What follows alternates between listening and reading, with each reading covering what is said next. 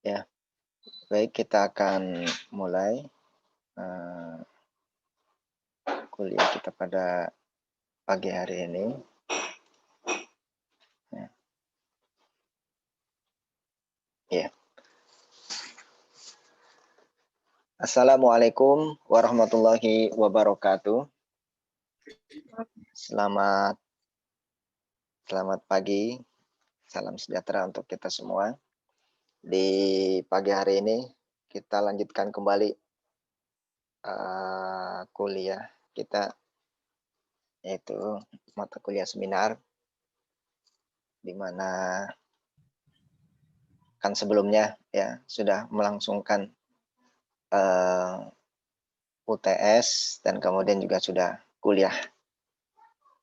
Setelah kuliah pertama setelah kelas yang pekan lalu. Sekarang kuliah yang kedua. Kita tetap fokus ke bab 2 karena ini adalah penyiapan bab 3 seharusnya, maaf. Salah ya. Bab 3. Maaf. Mana tadi? Sharingnya. Bukan bab 2. Ya.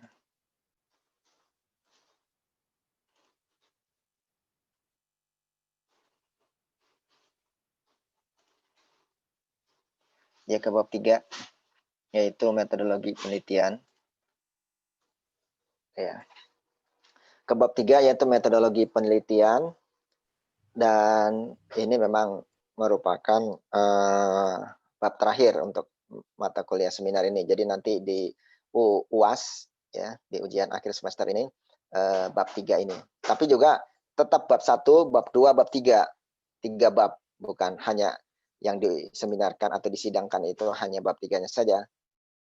Tetap dari bab 1 lagi, bab 2 lagi, kemudian bab 3. Nah, itu jadi sebuah kesatuan 3 bab itu. Nah, di pas ke UTS itu sampai UAS ini kita akan terus melengkapi terutama tentang bab 3 ini, yaitu metodologi penelitian. Nah, ini semuanya ada ketersambungan dari bab sebelumnya.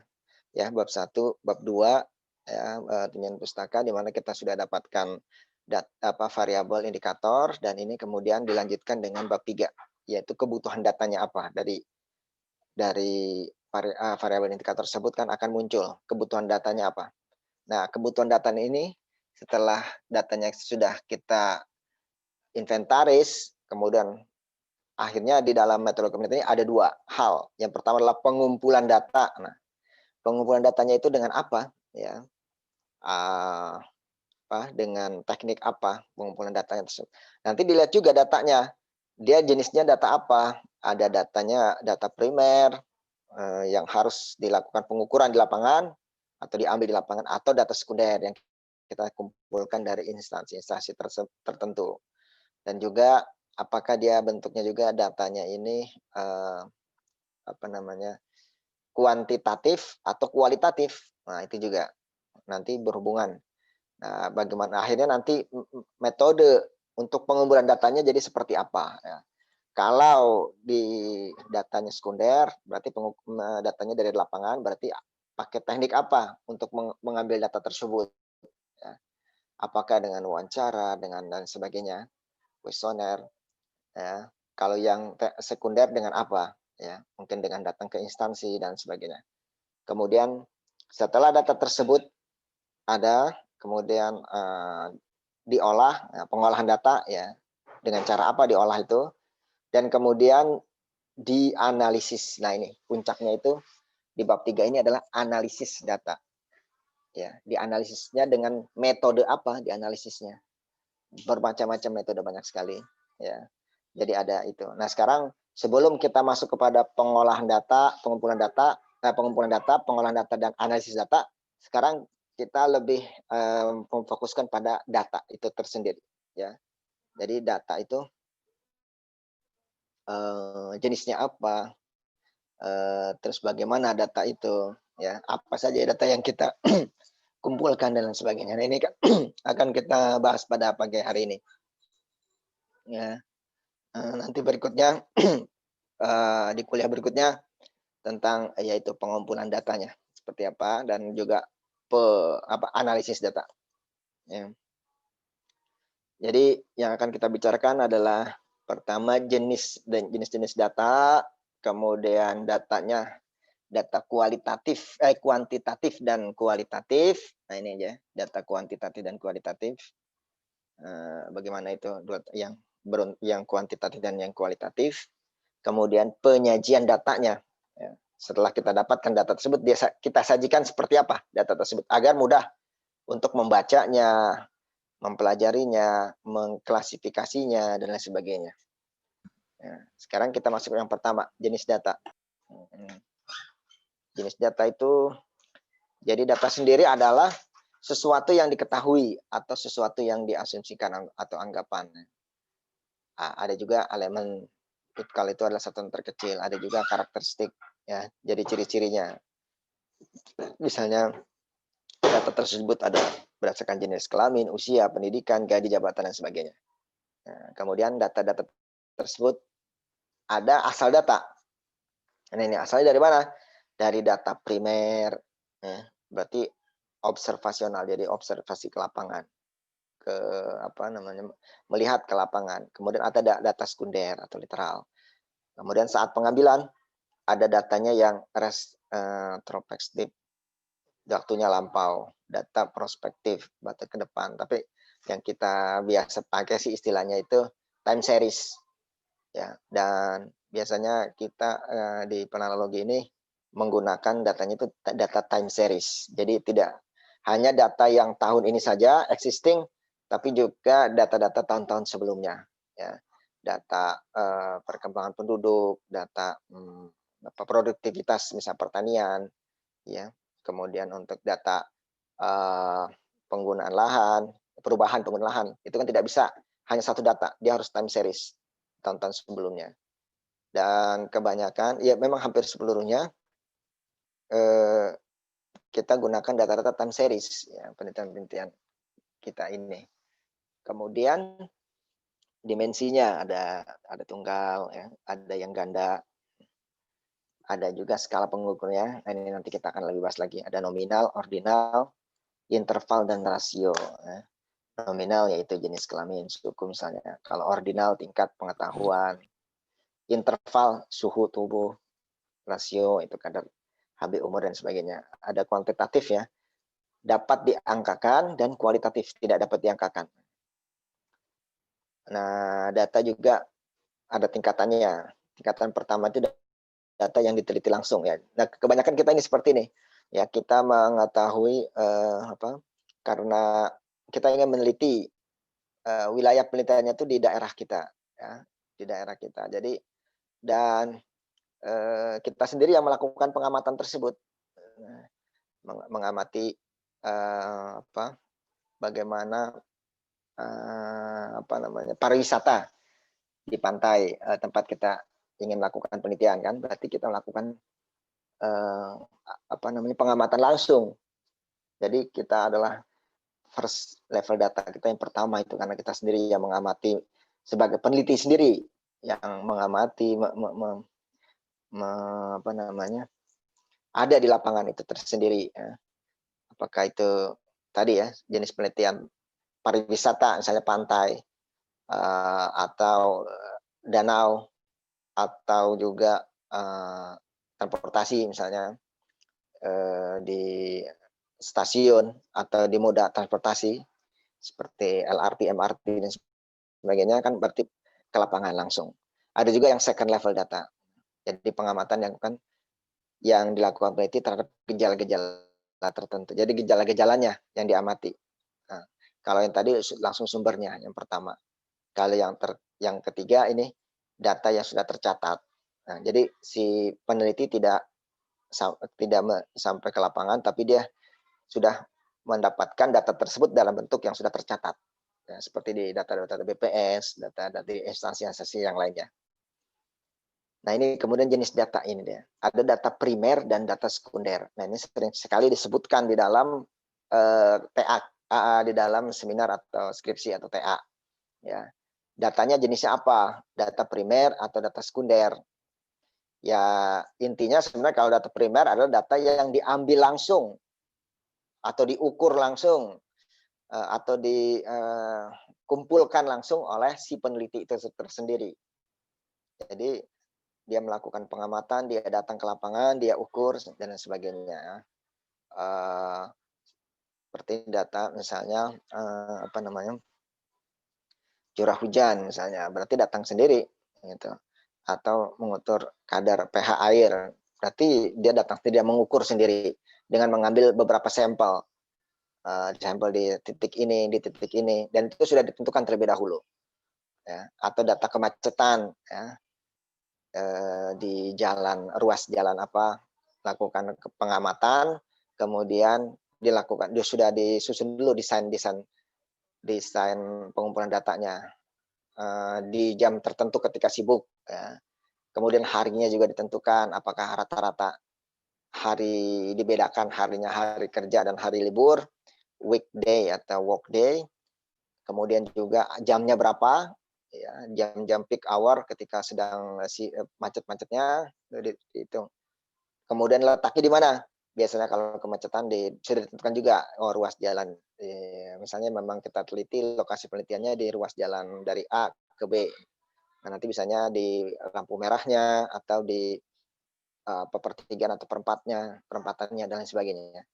Nah, itu jadi pengumpulan data primer yang langsung dilakukan oleh peneliti.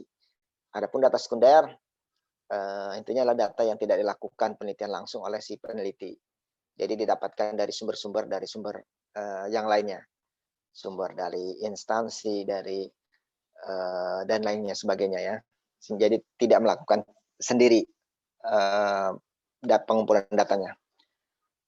Untuk data primer, data tersebut diperoleh langsung oleh peneliti. Ya. Sumber pertama.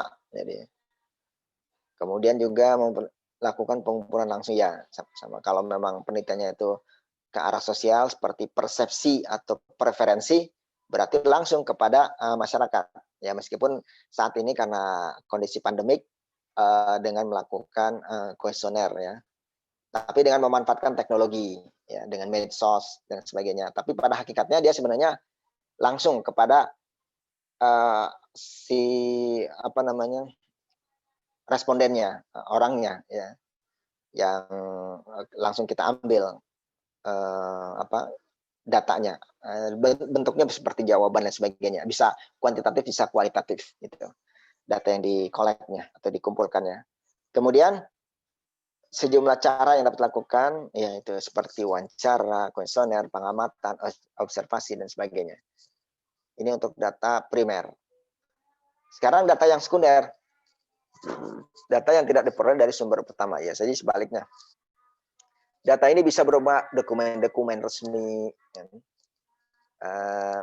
kemudian buku-buku hasil penelitian, laporan-laporan, ya, laporan-laporan dari instansi kementerian, ya, misalnya laporan tentang perkembangan perumahan, ya, perkembangan perumahan selama tahun 2020 gitu, atau perkembangan investasi 2020 dari Kementerian Ekonomi misalnya. Itu bisa dijadikan data-data yang kita bisa kumpulkan tersebut ya. Data investasi yang selama tahun 2000 seperti apa ya. Kalau memang itu kita butuhkan data tersebut. Ya, makanya data tersebut sebenarnya munculnya itu karena tadi sudah melakukan di bab 2 indikator variabel indikator dan kemudian kebutuhan datanya gitu. Kalau ujuk-ujuk datanya kita ingin kumpulkan, nah kemudian data apa yang kita kumpulkan kan jadi itu membingungkan. Makanya urutan kerja ilmiah yaitu tadi sesuai sudah disederhanakan seperti yang sudah kita lakukan di dalam proses itu yang TA ini ya. Jadi ada pendahuluan, kemudian yang bab 2 tentunya pustaka, baru kemudian kebutuhan datanya sebagainya gitu. Tapi kalau mau sederhananya seperti yang kaidah internasional itu IMRAT Untuk apa?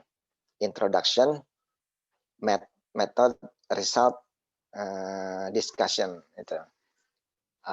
Itu metode yang internasionalnya. Tapi yang ya di kita sudah lebih diinikan lagi, didetailkan lagi ya seperti kita melakukan TA ini atau seminar ini. Jadi itu adalah langkah-langkah kerja ilmiah seperti itu. Jadi kalau langkah-langkahnya tidak berurut ya akan membingungkan. Seperti misalnya ini mengumpulkan data ya. Datanya banyak, data-data dari buku-buku, dari penelitian, laporan, makalah, surat kabar dan sebagainya. Namun bingung datanya mau diapakan, gitu kan. Terus pakai metode apa? Jadi kebalik-balik intinya.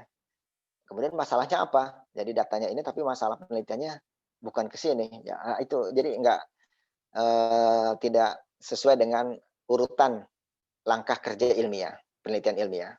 Oleh karena itu ketika kita ikuti itu maka kita akan menemukan kemudahan-kemudahan. Ya, ini kan sudah masuknya ke tahapan ketiga yaitu bab 3 ini. Jadi kita kalau bab pertamanya sudah clear, bab keduanya sudah clear, maka ini tinggal ya lebih enak, lebih mudah. Karena di sana pun sudah terarah ya. Variabelnya apa yang kita butuhkan, yang kita susun, kemudian indikatornya apa yang berdasarkan variabel tersebut dan juga penelitian sebelumnya, kemudian akhirnya kebutuhan datanya apa. Jadi nanti operasionalnya juga ya, definisi operasionalnya lebih mempermudah dan datanya apa yang dibutuhkan. Nah itu jadi tidak semua data yang kita kumpulkan diambil diperlukan, yang kita butuhkan saja data tersebut. Kemudian ciri umum data sekunder ini adalah ya ini dia datanya siap saji dapat dikurangkan yaitu data-data BPS misal sebagai contoh itu yang paling mudah sekali. Nah itu sudah siap saji kita terima bahkan data BPS memang dia penyedia data kan Biro Pusat Statistik ya memang data-data tersebut dibuat statistik untuk mempermudah ya. Nah itu sudah memang siap saji jadi kita tinggal butuh data apa saja ada di sana sesuai dengan kebutuhan kita ya. Meskipun terkadang memang tidak apa namanya yang kita inginkan sekali ya spesifik ya. Oleh karena itu akhirnya kita lakukan kalau tidak ada ya kita lakukan pengukuran tersendiri ya. Nah, kemudian baik bentuk maupun isi data sekunder telah dibentuk diisi dalam penelitian terdahulu sehingga kemudian tidak memiliki pengawasan ya. Jadi intinya sudah langsung siap pakai, siap saja ini untuk data sekunder. Ada yang bersifat pribadi ya, data-data tersebut. Kemudian ada yang bersifat publik ya, ini arsip pemerintah dan sebagainya.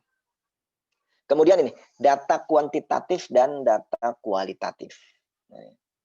Ada data kuantitatif dan data kualitatif ya. Ini juga. Nah, intinya sebenarnya kalau kuantitatif yang bisa diangkakan, data kualitatif yang tidak bisa diangkakan ya. Kalau di sini disebutkan sebagai kata-kata, kalimat, gambar tidak dapat diukur. Nah, biasanya seperti contoh kalau kualitatif tuh misalnya penelitian tentang kampung kota atau ya kampung kota. Nah, kampung kota itu cirinya apa? Ya kan? Nah, biasanya tuh nanti dari data-data tersebut dari gambar atau bentuk bangunan ya. Bentuk bangunannya seperti apa kalau gambar kalau kampung kota tersebut. Biasanya pencirinya apa kampung kota terus disebut dengan kampung kota.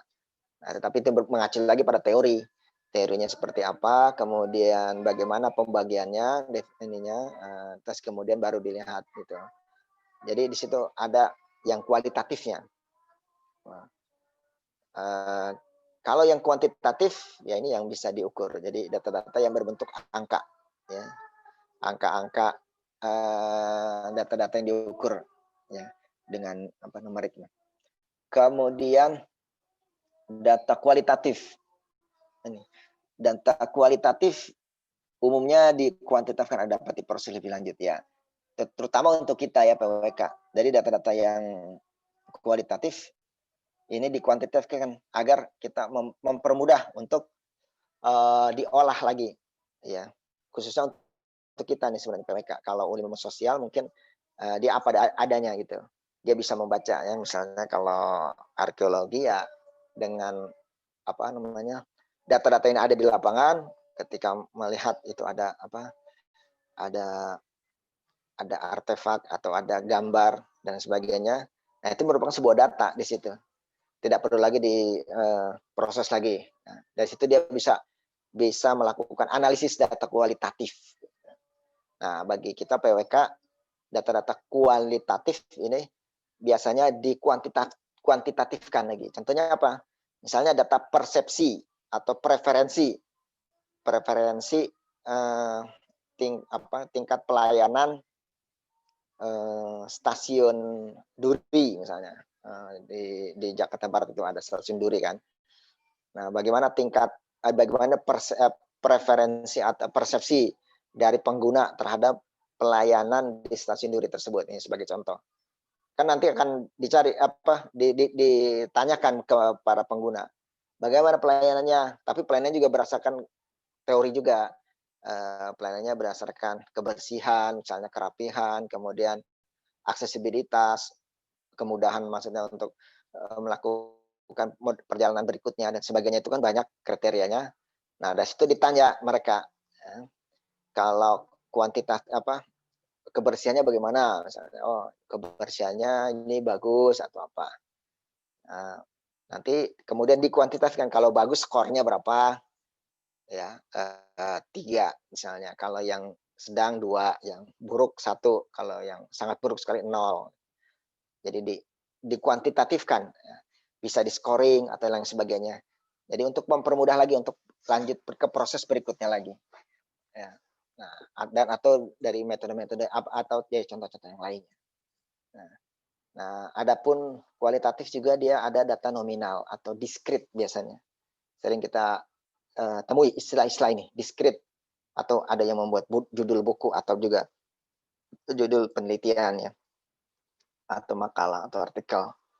Jadi diskrit itu adalah nominal, ya. Data nominal atau data diskrit, yaitu adalah data yang hanya dapat digolongkan secara terpisah dalam bentuk kategori atau diskrit. Ya, jadi mempunyai derajat yang sama. Kalau ordinal dia punya peringkat, ya, bisa dirankingkan, dikategorikan. Kalau yang nominal ini atau diskrit ini dia hanya digolong-golongkan saja, tapi dia tidak punya karena dia punya derajat yang sama. Misalnya Pak laki perempuan, kalau ranking kan bisa. Nah, jadi sangat bagus, tidak bagus itu dan sebagainya. Kemudian untuk yang kuantitatif, ya tadi kan kualitatif, sekarang kuantitatif. Kuantitatif itu yaitu datanya ada yang data interval, data yang diukur dengan jarak di antara 2 titik pada skala yang sudah diketahui. Ya, misalnya suhu kan sama-sama sudah ada ininya ukurannya. Nah, itu suhunya berapa? Berarti kan 0 sampai 100 derajat Celcius. Nah, jadi kemudian dilakukanlah pengukuran. Nah, suhu udara misalnya kan di daerah A dengan daerah B. Nah, ini kan berbeda-beda suhunya. Tapi sudah disepakati kan 0 sampai 100 derajat. Skalanya kan Celcius misalnya. Atau dengan yang lainnya. Misalnya nilai TOEFL atau IELTS dan lain sebagainya kan sudah ada standarisasinya. Nah, kemudian dilakukan pengukuran. Nah, ini data ini disebut dengan data interval. Ada data rasio. Data yang diukur dengan suatu proporsi dan mempunyai jarak yang sama. Ya. Contohnya adalah persentase jumlah pengangguran di provinsi X, nilai inflasi Indonesia, data tentang berat, panjang, volume. Itu adalah data rasio. Data yang diukur dengan suatu proporsi. Ya, jadi mempunyai berat yang sama. Jadi seperti ini kurang lebih ada data itu ada kualitatif, ada kuantitatif. Kalau di kuantitatif ya diskrit sama kualitatif juga ada juga sebenarnya ya. Terus juga ada yang tadi ordinal interval rasio. Jadi kurang lebih seperti ini juga nih. Nah, kualitatif. ada yang nominal, ordinal, binary, kuantitatif, ada discrete, ada continuous. Ya.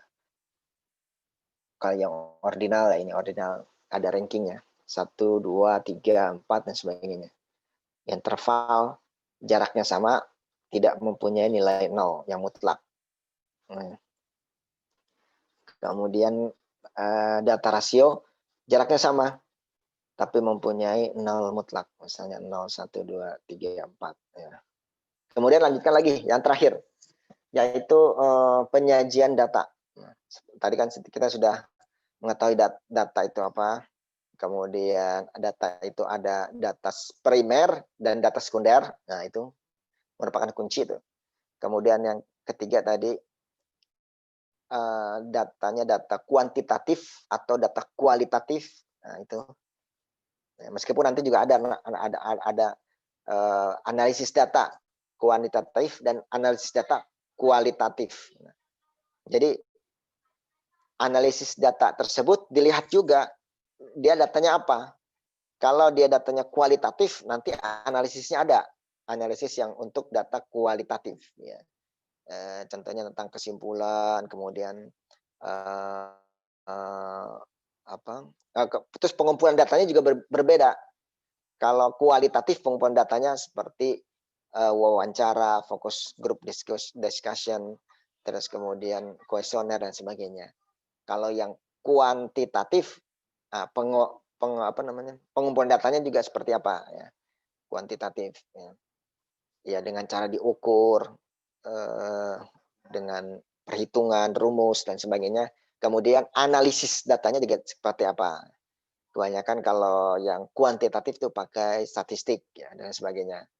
Kalau yang kualitatif analisisnya juga punya cara juga yang berbeda. Tapi kita di PWK kan lebih banyak karena kan teknik ya. Jadi kita lebih banyak ke kuantitatif ya. Kuantitatif yang kalaupun ada kualitatifnya ya bisa juga itu sebagai untuk pelengkap bisa juga ya. Tapi kalau murni semuanya kualitatif ya karena kita harus ada unsur keruangannya itu maksudnya agar terlihat PWK-nya ya. Kemudian juga bisa juga tapi kualitatif tersebut bisa dikuantitatifkan gitu. Kalau murni kualitatif nanti malah bisa ke ilmu yang lain ya, ke ilmu malah ke arahnya ke ilmu sosial, antropologi atau sosiologi atau mungkin politik yang terlalu ini jadi ilmu politik gitu atau apa yang lain sebagainya gitu ya. Kelembagaan jadi administratif. Kemudian ini prosedur penggunaan tabel. Jadi ini kan sekarang yang keempatnya adalah penyajian data. Jadi setelah data tersebut kita sudah tahu datanya berjenis kualitatif atau data kuantitatif, kemudian juga datanya ini sekunder atau asalnya itu sekunder atau primer. Nah, kemudian bagaimana cara kita menyajikan data tersebut? Ya, menyajikan. Karena datanya kan kalau berbentuk kuantitatif berbentuk angka-angka. Nah, bagaimana kita sajikan data tersebut sehingga mudah untuk melakukan proses berikutnya untuk pengolahan data, pengumpulan data, dikumpulkannya mudah, kemudian diolah dan juga dianalisis. Nah, untuk penyajian datanya tersebut ada untuk yang kualitatif ada tabel, kalau tabel dan grafik. Kalau yang kuantitatif ya sama juga sih, tabel dan grafik juga. Kalau yang kualitatif tabelnya itu distribusi frekuensi, distribusi relatif, tabulasi silang. Kemudian ada grafik batang lingkaran. Kalau yang kuantitatif frekuensi relatif, ya hampir sama juga sih. Terus plot titik, histogram, diagram, dan lain sebagainya. Selain ini masih banyak lagi sebenarnya. Jadi intinya adalah data tersebut disajikan agar kita lebih mempermudah mempergunakan data tersebut. Penyajian datanya bisa berbentuk tabel dan grafik karena di kualitatif maupun kuantitatif sama-sama bisa memakai tabel dan grafik. Tabel nih dalam bentuk tabel. Ya, tabel kita sudah tahu sih sebenarnya, ya. Jadi kemudian grafik, ya grafik juga kita sudah tahu ya, dia bisa kita lihat dia apakah terjadi trennya itu naik atau turun atau, biasa saja datar. Nah, ini kita bisa lihat misalnya ada penelitian yang tentang, eee, ketahanan pangan, ya, ketahanan pangan, terutama di lahan lahan basah, yaitu persawahan kan. Nah, harus dilihat dulu data-data sebelumnya, grafiknya seperti apa dia. Oh, ternyata trennya ini dia naik terus konsumsinya terhadap, berasnya ini, tapi produksinya itu konsumsinya tetap tinggi, tapi produksinya itu malah sebaliknya, produksinya semakin rendah karena berkurangnya luasan, sawah atau pertanian, lahan basah, gitu. Nah, kan itu bisa terbaca dengan mudah dengan memakai grafik. Nah, bisa juga dengan ya tabel juga, bisa juga dilihat dengan tabel. Nah, ini untuk mempermudah kita menampilkan, data-data tersebut. Kemudian jenis datanya yang dapat disajikan dalam bentuk tabel dan grafik adalah cross section data, data berkala. Ya, tentunya ini, data berkala itu ya time series, ya time series. Cross section data, ya ini data cross berarti berbagai macam data. Jadi barangnya beda-beda, jenisnya A, B, C, kemudian daerahnya juga ada 1, 2, 3, 4, kemudian nanti juga totalnya. Jadi ini di cross section data, jadi datanya bagian-bagiannya di cross untuk mempermudah kan. Karena ini biasanya di lapangan kalau kita lakukan data primer kan berarti yang satu ini kita lakukan sendiri pengukurannya, kemudian juga mau sendiri. Nah, kan kita kumpulkan seperti ini untuk mempermudah. Terutama mempermudah di data-data primer sebenarnya. Seperti ini nih untuk primer. Kalau sekunder kan kita sudah siap saji, ini sudah kita dapatkan, tinggal digunakan saja. Tapi kita tidak tahu ini bagaimana mereka itu menyajikan ini kan. Nah, itu ketahuannya jika kita melakukan pengukuran atau mengumpulkan data primer. Nah, kita lakukan pengukuran sendiri ya. Pengukuran misalnya plotting koordinat dan sebagainya.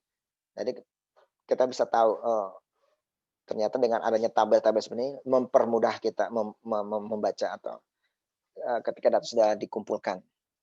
Kemudian data berkala, ya ini juga in time series sebenarnya ini. Jadi ini bisa terlihat